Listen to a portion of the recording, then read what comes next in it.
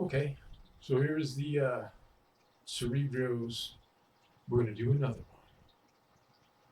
We're going to do a review of the last Mandalorian, spoiler filled. So I don't want to hear any bullshit. Um, Hold on one second. Boom. So basically, this kind of just reaffirmed everything I think everybody's been talking about from the beginning with this episode. Uh, I can't even explain how stoked I was, how excited I was. The shit was amazing. The whole season was amazing. Filler episodes? Yes, they were all filler episodes. They all filled me with boundless joy. I'm so excited. The episode itself, pretty good. About as good as you could fucking expect. Um, but let's get down to business because I think we all know what we need to fucking talk about here. Uh, the X-wing comes through the background. We all saw it. Could be anybody. Everyone's like, oh, it's got to be, it's got to be. No one fucking knew when the X-wing showed up. I thought it was old Korean guy again, which would have been fine. I was like, oh, that's great. He's showing up by himself.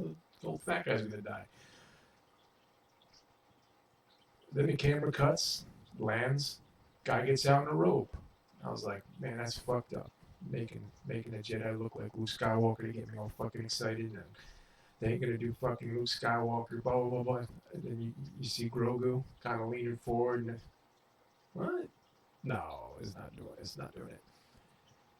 And then that green lightsaber pops, and we all know what the green light means. It means let's fucking go. Luke fucking Skywalker. I see the green lightsaber. I saw the glove, but it was the belt buckle. It was the Jedi Master Luke Skywalker belt buckle that I was like, oh shit, it's him, it's him, screaming.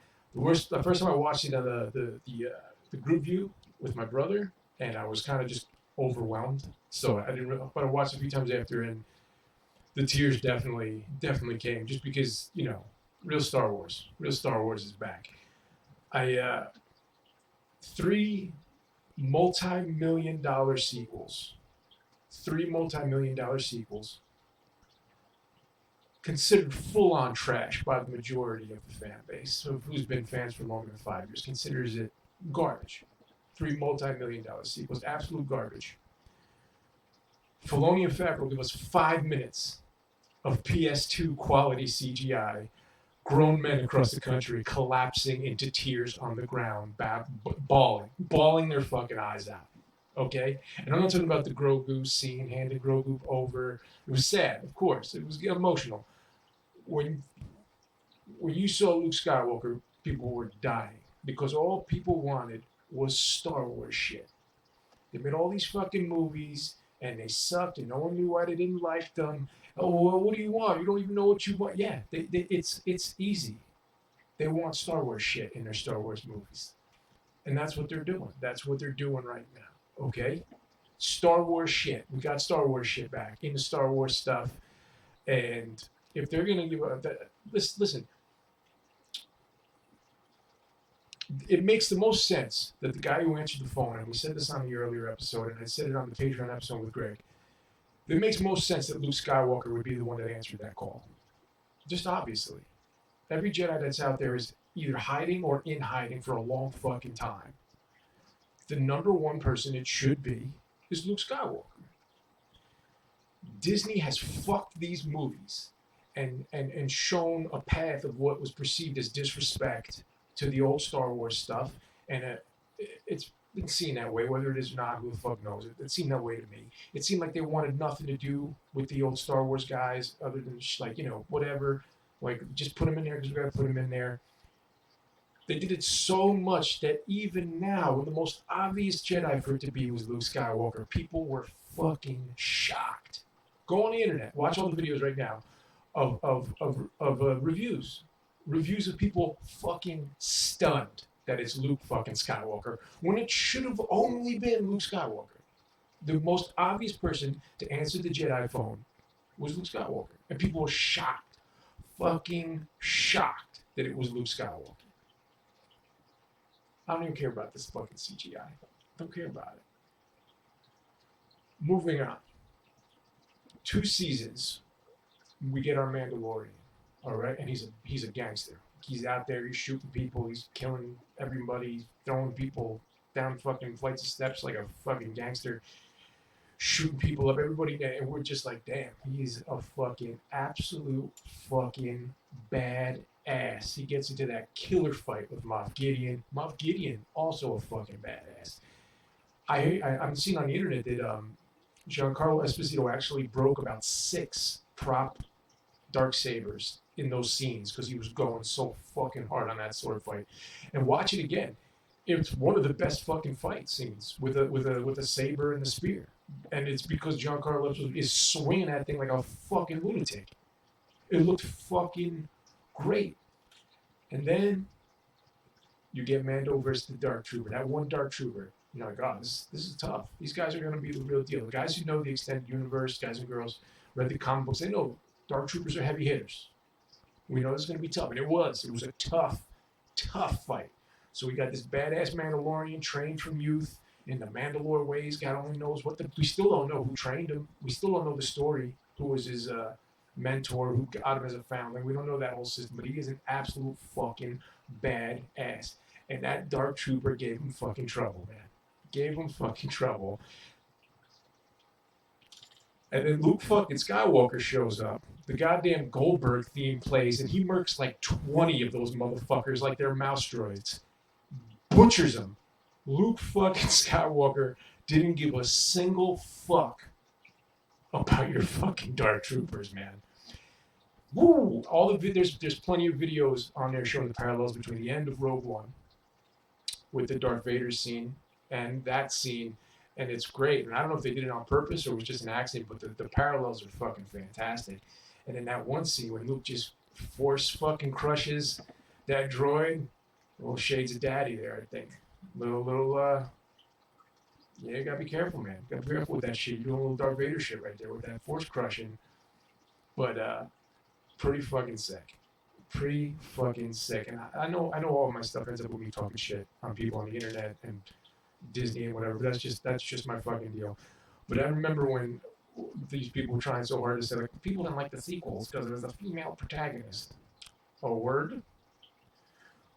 Did you see the fucking internet when people lost their fucking minds for Ahsoka Tano? Did you see this fucking episode when four women, 4 female protagonists to Mandalore's 1, 4 of them went on a goddamn murder fest and cleaned out a whole goddamn Star Cruiser by themselves. By themselves, pretty much. Yeah. Mando wasn't even there. Everybody loves it. Everybody loves BO KATAN. Everybody loves fucking Cara Dune and freaking the wrestler girl. She's even fine. Okay, she's cool too. Whatever. Fennec? Yes. I'm all in. I'm stoked to see her in the Bad Batch. I want to know what that story is. It's not about females. It's about you wrote shitty sequels because people want Star Wars shit. You didn't give us any Star Wars shit. But that stuff was legit. And they're all fucking great. And you can give me as many fucking females as you want if they're all fucking acting like that. The funny thing to me is all the crime videos. You have a certain group, which seems to work along gender lines, but whatever. Some group crying with gROgU going, leaving Mando, which was sad. It was really sad. And then you have the other half crying just because Luke Skywalker fucking exists. Just because Luke Skywalker fucking existed in the universe, people were brought to fucking tears. They were shocked, and they were just shocked. No one thought that. Disney has mishandled their shit so fucking much that people were shocked that the most obvious thing that could possibly happen happened. But yeah, that gROgU scene was rough, and I noticed a lot of parallels between the scene with Darth Vader taking his helmet off for Luke at the end, and then for the first time, and let me look just for once. Let me look on you with my real eyes, and then as he gives gROgU back, he takes the helmet off. And a lot of people said that because he took the helmet off with Bill Burr, the Bill Burr scene, that it kind of sucked some of the juice out of that scene, and I don't think it does. I think taking the helmet off in the base with Migs. That was mission. That was mission based. That was for the goal. Okay. I don't think that's. I mean, I know what the rule is, but that's what they did. And I think it was. I think him taking the helmet off for gROgU was a different fucking thing. It was a completely different energy. Like it was. You know what I mean? Like this is stuff that hasn't been in Star Wars before, and they're always saying like, "Oh, new things. No one wants new things." Everything in this Star Wars, there's very little Jedi involvement in this. They're doing lots of new stuff, and it's expanding on stuff that people know is Star Wars. Star Wars shit. That's all they had to do so fucking little for Star Wars fans to be happy. They had to do so little, and they fucked it up. They just fucked it up. But they're fixing it now. They're doing it right, and it took fucking absolute juggernaut fucking Favreau to come in and you know, pick up fucking Filoni together. It took literally the like #1 sci-fi director guy in the business to force them to do the thing. But I think now they see like, okay, so then we'll just sell to people what they want to buy. We'll give them what they want, which seems obvious to me, but here we go. And again, it works the same way Clone Wars did. No one gives a fuck about the prequels. The prequels are whatever. But now the prequels are fucking cool because Clone Wars was fucking awesome. And you can see all those dudes from Clone Wars in real versions for like little bits and pieces. Do they stand as movies? No, whatever. It's fun. It's more fun to see what Kit Fisto looks like in real life because I've seen him go fucking bonkers in those cartoons. See Plo Koon in real life is cool. Mace Windu, all the guys from Clone Wars to see the real versions are cool. So now you have the guy that orchestrated all that with riding the rocket that is Favreau, and I think they're going to do the same thing. They're going to fill the gaps and try to make these movies at least fucking serviceable. Like at least like okay, you know that's cool. Oh yeah, I know how they got there. I know what that thing is. I know. Yeah, that's a cool thing that's there. Can you do it? If anyone can do it, they can do it. I have 100% faith in Favreau and fucking Filoni to do this shit. Other funny stuff. The funniest thing to me that I still don't understand is this is 5 years after the fall of the Empire. No one knows who fucking Luke Skywalker is. Like nobody knows. Like he walks in and goes, and Mando looks and goes, "Are you a Jedi?" Luke is not like, "Am I?" What? I'm the Jedi. There's only one now. It's Luke Skywalker. Am I a Jedi? You don't even know what a Jedi is? How do you not know what a Jedi is? The Clone Wars were fucking 30 years ago. How do you not know what a fucking Jedi is? How do you not know who I am? How do you not know who I am? How does he not know? Did they not have news hollows in this new universe? Like he's just, does he not get Wi-Fi in that fucking helmet? Like wait, he doesn't know? Like, and Luke Skywalker just being all humble, I would have been like, what? Bruh. Check your pop-ups on your phone. I'm Luke fucking Skywalker. I'm the only Jedi it probably could have been. But no, they don't know. Will that be explained? No fucking idea. No fucking clue. That no one knew anything about fucking Jedi. Or Luke Skywalker. Bonkers. Another interesting thing I was thinking about, R2D2 comes by at the end, and I'm a mark. I'll always be a mark for R2D2. I used to wear him on my underwear when I was a little kid. I had a nightlight. We had a whole thing. R2D2 for life. He is the fucking astromech. He is the fucking droid. When he comes out, and I see him, and he sees little gROgU, and he starts shaking. And at first, I thought he was trying to like do like silly face at the baby that looks upset. You stop, make the baby stop crying. Then I thought of something else. If I remember correctly, in the prequels, Anakin told R2D2 to stay with the ship. He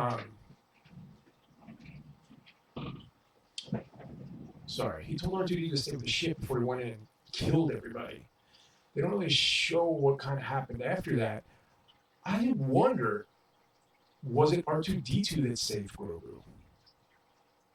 It's been proposed that because of R2D2 being so close to all the Jedi all that time, and Anakin all that time, that he might be, if it's possible, a Force-sensitive droid. Is it possible? that R2D2 is the one that snuck gROgU out of there in some, I mean, it's a stretch, but he looked excited to see the kid. Maybe, possibly. There's a lot of ways it could have been fucking interpreted, but I thought it was pretty cool. So this is exciting. There's a ton of new shit coming out. Everybody knows about it. All the things. Is it too much? At first I thought it was. Then I thought Acolyte is way back. Andor Rogue Squadron is pre. New Rangers is current. Rangers of the New Republic is current. And Book of Boba Fett. Boba Fett, come on, went in there. How did Bib Fortuna survive? Bib Fortuna was on Jabba's barge when that shit crashed. He was on there. He survived somehow. He was taking over Jabba's shit, and he got fat. Boba wasn't having that shit. Book of Boba Fett, hard. It's gonna be fucking hard. It's gonna be that grimy underworld shit. I kind of dig it. I'm kind of stoked. I love all that stuff. I would have liked to see the Salacious Crumb, but I mean, if it's weird for me that Bib lived, how's the little Salacious Crumb gonna live? So I'm excited. I think there's a lot of shit going on. That was the other thing. So BO KATAN doesn't want to take the Darksaber from Mando because of the rule of combat, blah blah blah blah blah. And she is bummed. Not fucking stoked on Mando having it. Mando's like, bro, just take the fucking thing. I don't want nothing to do with your weird shit. Funny as hell that Mando goes up in the beginning when he met me, he's like, I don't take my helmet off. You take your helmet off. I'm like, yo, you're crazy. You're a zealot, blah, blah, blah, blah, blah. But she's totally okay with adhering to the fight to the death for the magic sword to see who rules the fucking planet system of politics. That she's cool with. That is, no, that's okay. But the other thing, but then a lot of people like, in Rebels, Sabine Wren gave her the Darksaber. They didn't fight to the death.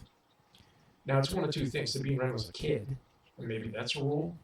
There's a rule. Or maybe, and this is what I think Sabine Wren gave it to BO KATAN, and BO KATAN was like, we're supposed to fight over this, but I'm not going to do that. And then she lost the fucking planet. She lost the planet. Her brother, I forget what her brother's name was, he died at some point because he's not around. And she lost the planet. So maybe she's like, listen, I didn't do the fight to the death thing. And Mandalore got taken over by the fucking Empire. So maybe we should stick to the old fucking ways, That's my theory.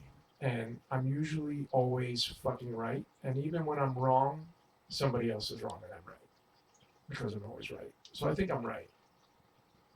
I might be right. It'd be cool. Why do people listen to me? I'm such an asshole. Other than that, no complaints. Everything was cool. Everything was fucking awesome. I didn't like to see fucking Alundra Blaze. What is the wrestler? I don't know what the wrestler's chick's name is. The other little bounty boy. Like, she kind of put a fucking hurting on Boba Fett. Way too much. She's way too young to be putting that kind of hurt on fucking Boba Fett. Boba Fett just came back in a hand-to-hand fight. I want to see him fuck somebody up. But this is now it's just nitpicking. I loved it all. I'm excited for all the new stuff. I'm trying to think if I forgot anything else. Moff Gideon's still alive. I dig that. Yeah, I think that's it. So no mention of Ezra, no mention of Cal Kestis, anything like that. But shit looks fucking cool. Great fucking episode. Finally, two people who like Star Wars making Star Wars, and it's paying off.